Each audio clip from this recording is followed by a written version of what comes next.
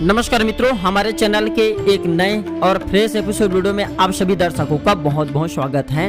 मित्रों, तंत्र शास्त्रों में वनस्पतियों और बांदा का उपयोग प्राचीन काल से होता आ रहा है। मित्रों, बांदा एक तरह की परजीवी पौधा होता है जो कि जमीन पर न उग के किसी पेड़ पर उग आता है और ये जिस पेड़ पर उग आता है उनके समस्त शक्ति को अपने अंदर समाहित कर लेती है। और मैं कई वीडियो में बोलता हूँ कि अलग अलग प्रकार के पेड़ पौधे में अलग अलग प्रकार के देवी शक्ति समाहित होती है। तो जिस भी ये वृक्ष पर उग आते हैं उनके समस्त शक्ति को अपने अंदर समाहित कर लेती हैं।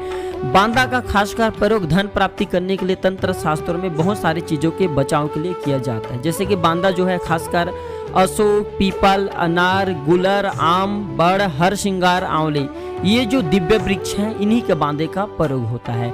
तो बांदे को हम बोलचाल की भाषा में परजीवी पौधा बोल सकते हैं, जो कि स्वयं जमीन पर न उग करके किसी दूसरे पेड़ पौधे पर उग आते हैं। किसी दूसरे पेड़ पौधे पर जो उग आते हैं पौधे, उसे उस वृक्ष का बांदा कहा जाता है। जैसे कि गुलर के वृक्ष पर कोई और वृक्ष उग आए या कोई और कहा जाए वनस्पति जैसे उग आए तो उसे गुलर का हम बांदा बोल सकते हैं।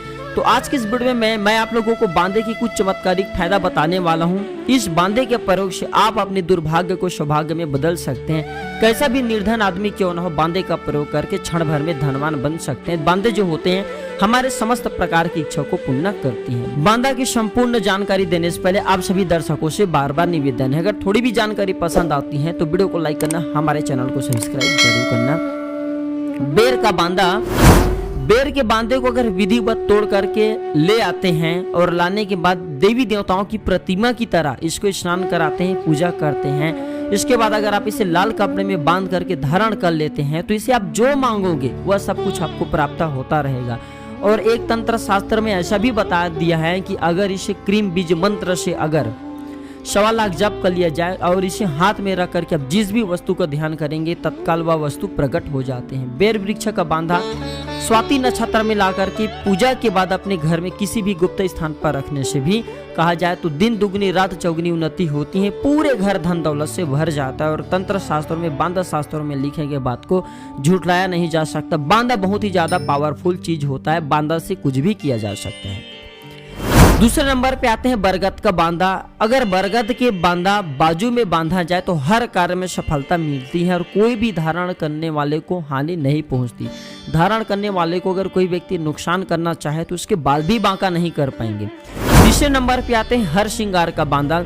यह बांदा बहुत ही पावरफुल होता है, इसलिए काफी मुश्किल से मिलता है। यदि हरसिंगार के बांदा को पूजा करने के बाद लाल कपड़े में लपेट करके तिजोरी में रखा जाए तो आपको कभी भी धन की कमी नहीं होगी। हरसिंगार का बांदा माघा नक्षत्र में ला करके धूप दीप से पूजन करें, घर में रखने से गरीबी व दरिद्रता का नाश होती है।